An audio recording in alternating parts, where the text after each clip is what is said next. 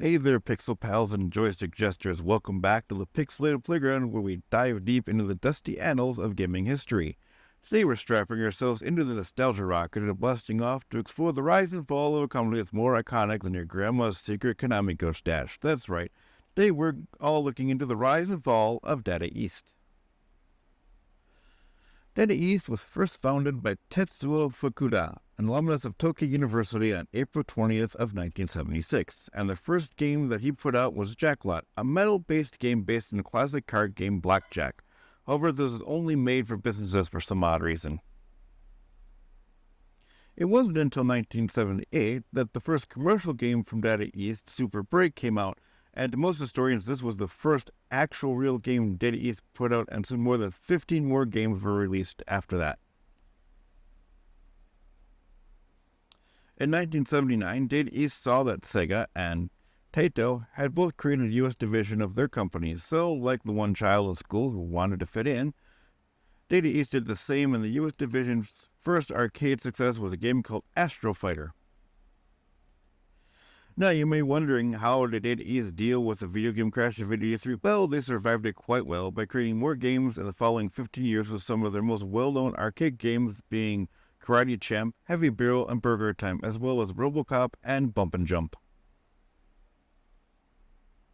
Also during this time, Data East was also making interchangeable parts for their arcade games, with the most notable being the DECO cassette system, which lasted for about 5 years until Data East dropped it in 1985. Also during the 80s, Data East not only made parts for their arcade systems and their own games, but also took in licenses to produce and sell games from other companies, most notably these as Kid Nicky, Radical Ninja, Kung Fu Master, and Vigilante. And in 1986, Data East wanted to see what would happen if they got their fingers in the console market, with their first console game, B-Wings, for the Famicom. Back in the US, Data East went on to become the first license for the NES and one of the first of the third-party companies to make games for consoles such as NES, Game Boy, and Super Nintendo, and so on. As the 90s rolled in, Data East found themselves facing unforeseen challenges. The gaming landscape had shifted, and the once solid foundation started to crack. Financial storms hit, and the game over screen was looming on the horizon. The first of this was the liquidation and closure of their U.S. division, Data East USA.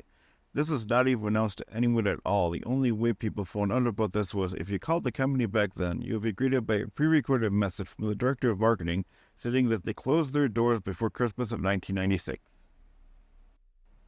Their final releases being Defcon 5 and Creature Sex Special Edition. Following that, the Japanese division soon pulled out of the arcade market after ending up in debt to the tune of 3.3 billion yen, or $22,240,940 American, causing Data East to file for reorganization in 1999, which caused them to stop making games altogether. Soon they stopped any support for video games in 2000.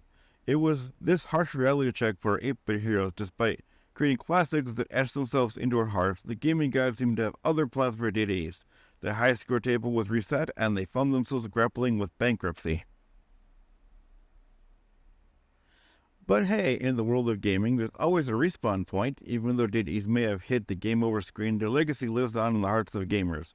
The impact they had on the industry is undeniable, and their games are testament to the golden era of joystick adventurers. And there you have it, Pixel Pals, the rise and fall of Data East, a story of triumph, challenge, and the enduring spirit of gaming.